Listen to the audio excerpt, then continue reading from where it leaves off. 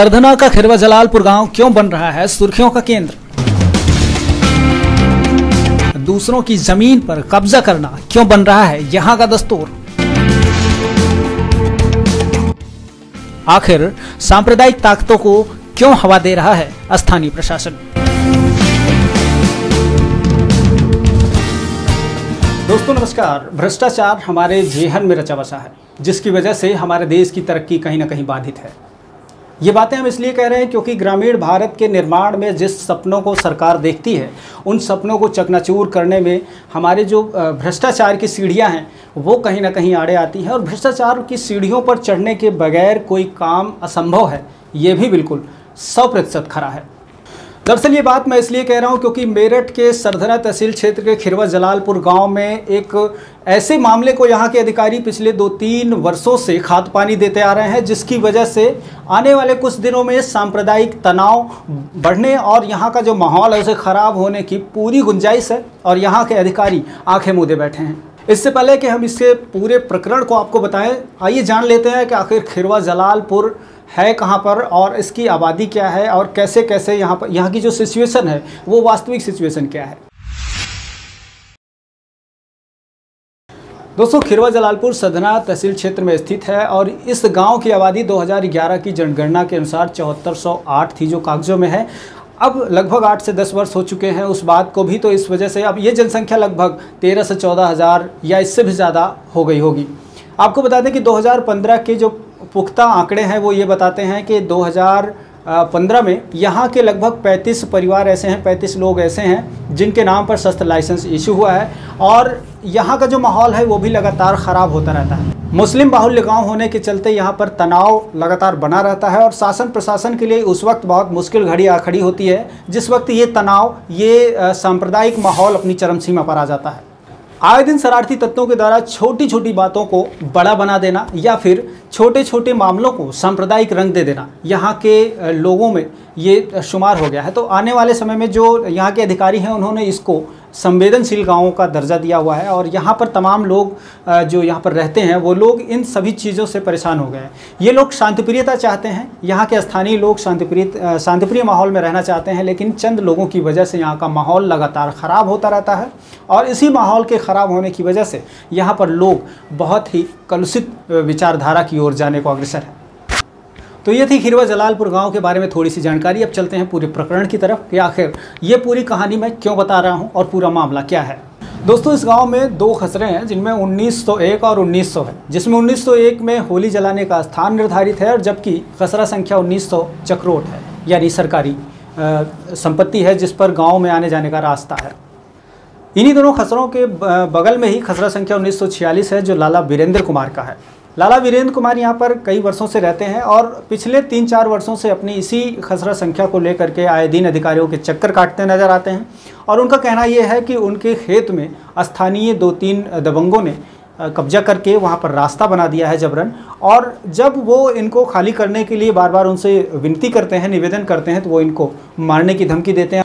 कुछ वर्षों पहले जब चक्रोट पर 2-3 दबंगों ने यहाँ के कब्जा कर लिया था, जिनमें से उनका नाम शायद साबरा, नाजिम और जयप्रकाश है, इन तीनों लोगों ने इस सरकारी जो चक्रोट है उस पर कब्जा कर लिया। और उसके बाद जो रास्ता था, जब सरकारी चक्रोट पर कब्जा कर लिया तो आने जाने का रास्ता नहीं बचा और इस वजह से उन्होंने रास्ते के रूप में लाला वीरेंद्र कुमार की खसरा संख्या 1946 के खेत में उन्होंने रास्ता जबरन बना दिया। कई बार विरोध करने के बावजूद जब वो मामला सुलझता हुआ दिखाई नहीं दिया तो लाला वीरेंद्र कुमार द्वारा न्यायालय में याचिका दायर की गई, मुकदमा दायर किया गया। इसके अलावा उन्होंने शासन प्रशासन से भी गुहार लगाई। स्थानीय सरकार जो इससे पहले थी, यानी अखिलेश सरकार, उन्होंने इस मामले को पूरे को संज्ञान में लेते हुए रोड को, उस चक्रोट को कब्जा मुक्त कराने का आदेश दिया था। इसके अलावा न्यायालय से भी ये आदेश पारित हुआ कि इन तीनों, जो नाजिम, साबरा और जयप्रकाश, इन तीनों को वहाँ से हटाते हुए कब्जा मुक्त करा दिया जाए। हुआ भी ऐसा, स्थानीय प्रशासन ने उस पर जाकर कब्जा मुक्त कराया। लेकिन कुछ दिनों के बाद ये माहौल लगातार बिगड़ना शुरू हो गया था दोबारा से। कहानी ऐसी थी कि उन तीनों आरोपियों में से एक शाबरा, जो अपने आप को बहुत दबंग बताता है, वो दोबारा से लाला वीरेंद्र प्रकाश के खसरा संख्या 1946 के खेत में रास्ता बना लिया और वहीं से आने जाने का पूरा ग्रामीण क्षेत्रों के आने जाने का रास्ता वहां से बना दिया। और उसका कहना यही है कि हम यहाँ पर अब भी बने रहेंगे, जो होना है कर लीजिए। मेरा एक खेत खिरवा जलालपुर में है जिसमें पूर्व में मदरसे के लिए मुसलमानों ने मेरे खेत में को रास्ते बना दिया था, जिससे मेरा खेत 2 भागों में बट गया था। और मेरा उसके बाद में मेरे खेत में को और होली चौक में को इन्होंने जयप्रकाश छोटे, साबरा, नसीमुद्दीन व नाजिम पुत्र यासीन ने अवैध रूप से रास्ता बना लिया था। और जो सरकारी चक्रोड़ 19 होती उसमें उन्होंने अवैध रूप से कब्जा कर उस पर निर्माण कर लिया था। हमने काफ़ी प्रयत्न किया, SDM के, तहसीलदार के, DM के, तो हमें जब कुछ नहीं मिला तो फिर हम हिंदू स्वाभिमान संस्था से संपर्क किया, उनसे अपनी बात हम बताई। फिर उनके हस्तक्षेप से वो रास्ता उन्होंने आके हमें उनका कब्जा मुक्त कराया उनसे। उसके बाद में जो मेरा होली के बराबर, होली का रकबा 250 मीटर और उसके बराबर मेरी 350 गज जगह पड़ी थी। जो रास्ता बना था वो उधर जो आई थी 350 गज जगह थी, तो इन्होंने मेरी जगह भी घेर दी। वो 600 पे 2.5 की जगह 600 पे बाउंड्री करा ली और अब ये कहते हैं कि सारी जगह ये होली के, जबकि उसका रकबा 250 मीटर का है जी। और ये विपक्षियों में 2 आदमियों ने तो अपना कब्जा अपना बंद कर लिया जी, परंतु तीसरा आदमी साबरा वाइफ ऑफ नसीमुद्दीन ये दबंग किस्म का आदमी है जी, झगड़ालू है, हर समय हिंदू मुस्लिम की बात करता है और जब भी हम जाते हैं जान से मारने की धमकी देता है।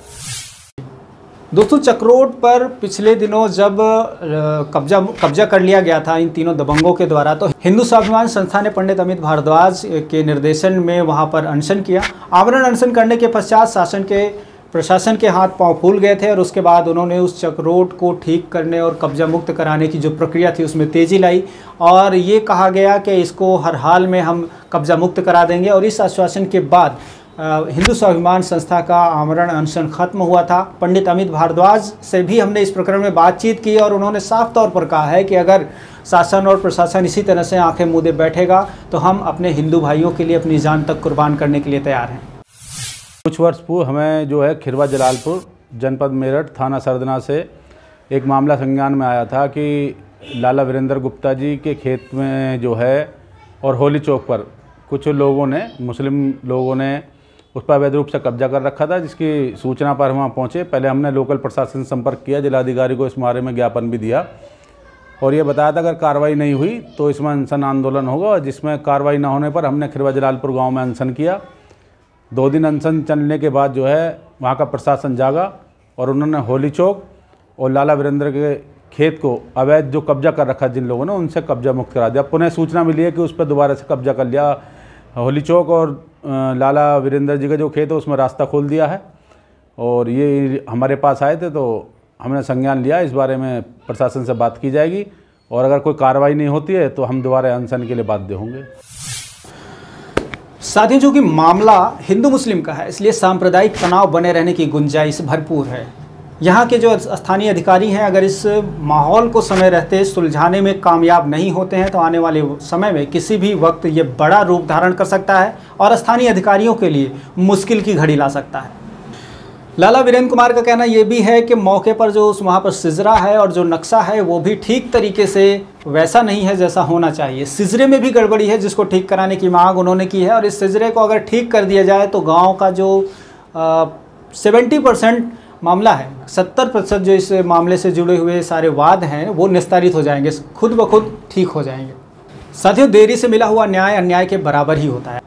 ऐसे में लाला वीरेंद्र कुमार द्वारा समय समय पर ये एप्लीकेशन देकर और लगातार घूमते रहना, अधिकारियों के चक्कर काटना, ये बताता है कि आने वाले वक्त में यहाँ का माहौल ख़राब होने के पूरे चांस है और उसको अगर समय रहते सुधारा नहीं गया तो बहुत बड़ी घटना इस पर हो सकती है। ई रेडियो इंडिया ने कागज़ों के आधार पर इस पूरे प्रकरण की छानबीन की है। कागज़ों के आधार पर लाला वीरेंद्र प्रकाश का पक्ष ठीक है और सत्य प्रतीत होता है, जिसको देखते हुए हमने इस पूरे प्रकरण पे जांच पड़ताल की।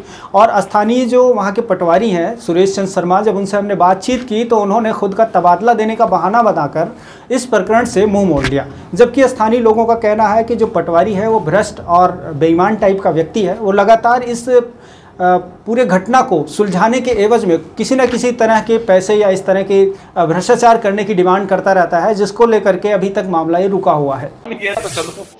हेलो जी शर्मा जी, नमस्कार, कैसे हैं? बहुत बढ़िया साहब। और क्या हाल चाल है आपकी तरफ? बहुत ठीक है सर। मैं जानकारी चाह रहा था, मैं जर्नलिस्ट हूँ, मेरठ से बोल रहा हूँ। हैं जी? मैं पत्रकार हूँ, मेरठ से बोल रहा हूँ जी। एक आपके यहाँ खिरवा जलालपुर है, वहाँ पे वीरेंद्र कुमार जी का कोई मामला चल रहा है, आपके संज्ञान में है? ना मैं तो भाई साहब मेरठ तहसील में हूँ कई महीने से। अच्छा अच्छा, तो हाँ, मेरे आपको संज्ञान में नहीं, मैं आपको वैसे ही कहने लगूँ। वहाँ से बदली हो गई आपकी? हाँ, तबादला हो गया जी वहाँ से। अच्छा अच्छा, मतलब आप तो थे ना पहले वहाँ पे, अब तो हाँ जी।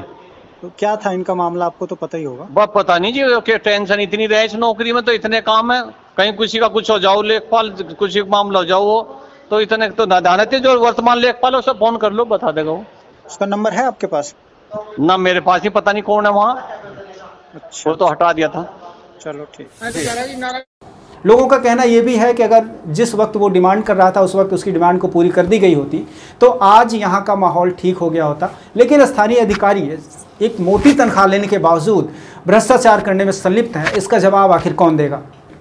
न्यायालय के आदेशों के बावजूद, प्रशासन और स्थानीय जो पूर्ववर्ती सरकार थी उसके आदेश के बावजूद किसी की ज़मीन पर कब्जा करके दबंगों के हित में काम करना, ये बताता है कि जो स्थानीय प्रशासन है वो ठीक तरीके से इस पर नज़रें नहीं जमा रहा है, अपनी ठीक तरीके से इस प्रकरण को देख नहीं रहा है और आने वाले समय में इसकी गंभीरता से भी अनजान बना हुआ है। हिंदू स्वाभिमान संस्था के राष्ट्रीय अध्यक्ष अमित भारद्वाज से हमने जब दोबारा बातचीत की तो उन्होंने बताया कि अगर इस प्रकरण को ठीक तरीके से सुलझाने में स्थानीय प्रशासन नाकाम रहता है तो वो एक बार फिर से अनशन करने को मजबूर होंगे और धरना प्रदर्शन करने को मजबूर होंगे। तो दोस्तों, ये कहानी थी सरदना तहसील क्षेत्र के खिरवा जलालपुर गांव की, जहां पर एक व्यक्ति पिछले 2-3 वर्षों से लगातार अपनी ज़मीन को छुड़ाने के एवज में अधिकारियों के सामने गिड़गिड़ा रहा है। उनके सामने अपनी तमाम कागज़ों को लेकर के भ्रमण कर रहा है, लेकिन इसके बावजूद उसकी कोई सुनवाई नहीं हो रही है। इस तरह की कहानियों को जानने के लिए, समझने के लिए आप हमें हमारी वेबसाइट www.eradioindia.com पर विजिट कर सकते हैं। इसके अलावा हमें सोशल मीडिया की तमाम प्लेटफॉर्म्स पर विजिट कर सकते हैं। फेसबुक पर देख रहे हैं तो हमें लाइक कीजिए, यूट्यूब पर देख रहे हैं तो सब्सक्राइब कीजिए। इसके अलावा अगर आपके भी आसपास इस तरह की कोई भ्रष्टाचार की कहानी है तो आप हमारे व्हाट्सएप नंबर या फिर हमारे ईमेल आईडी पर हमें सबूतों के साथ संपर्क कर सकते हैं।